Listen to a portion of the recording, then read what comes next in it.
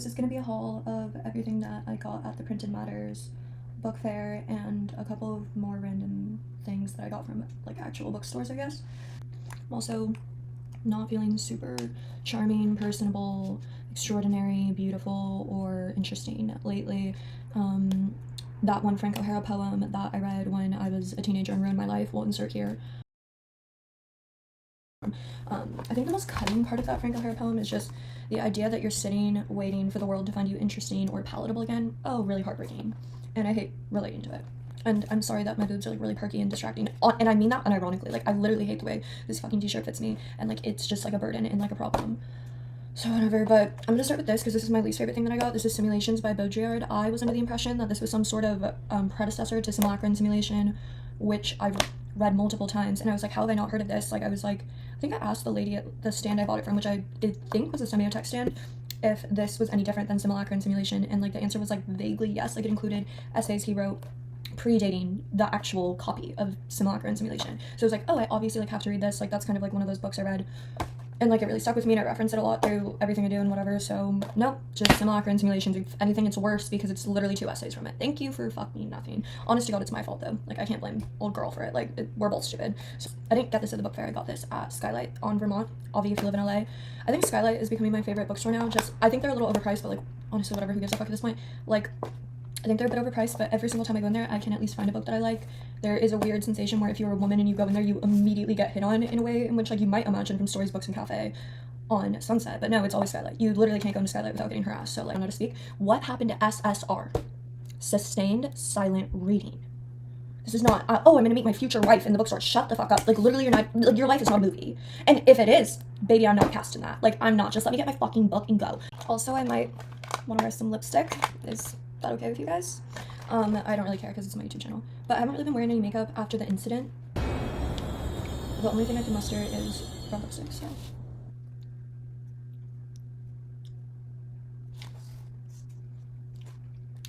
Yeah, that's cute, methinks. Me don't know where my glasses went. Me don't care, whatever.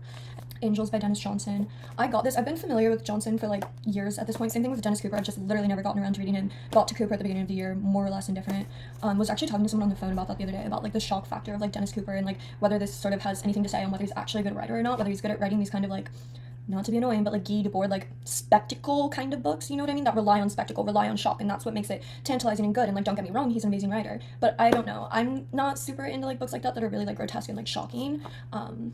It just doesn't do much for me. I don't know, but I also think like having The Sluts by Cooper be like an epistolary novel, I think he got really lucky because I think a lot of people viewed it as like really ahead of its time because it was like kind of like the first epistolary novel that was like kind of set through like an internet form, and like I don't know, like he kind of just was in the right place at the right time. That was kind of bound to happen anyways. And I think that mixed with the kind of like shock factor made the book seem a lot more like transgressive than like what it actually is, which like is kind of like this gay Pulp Fiction, right? Like Pulp Fiction, obviously not in the fucking movie sense, but like literally like Pulp Fiction.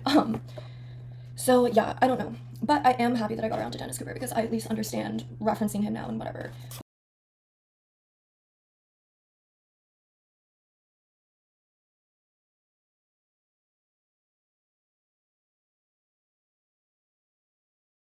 But same thing with Johnson. I picked this up because I was listening to the Apology podcast, the episode with David Pajo on it, and the host really recommends this book. And I'm excited to read it. I can't say I'm too thrilled to be reading about like junkies and like fucking whores and like driving across America. I've read so many books like that at this point. I feel like if you're into any sort of alternative literature, you're kind of doomed to read about those 3 like subject matters, either depression, doing drugs, or fucking, and it's just kind of like, I don't know if I'm saying his name right. I've never read him. I don't know how it happened at this point, but I'm actually really excited to read this. I picked this up because I figured it would be a good book to read while I'm in New York or like on the plane there because it's literally so short. I actually think it's 70 pages, so like I might need to read this on the plane actually. I still think I would finish that, but like I don't know, I kind of fucked up by getting like all these like really short books, but I have been in kind of a reading slump lately. The last thing I read was the Lena Dunham memoir, which like duh, like that's fucking essential reading. I enjoyed it. I found her like perpetual like self-assigned victimhood like a bit exhausting, but I knew what I was getting myself into, and I love Lena Dunham. Like I don't really have a problem. It's not that I don't have a problem with that aspect of her personality, but I'm willing to overlook it because I'll take Lena Dunham's constant kind of like self-assigned victimhood if it means that I can watch fucking Panic in Needle Park like however many times I want on HBO Max, like whatever, you give and you take.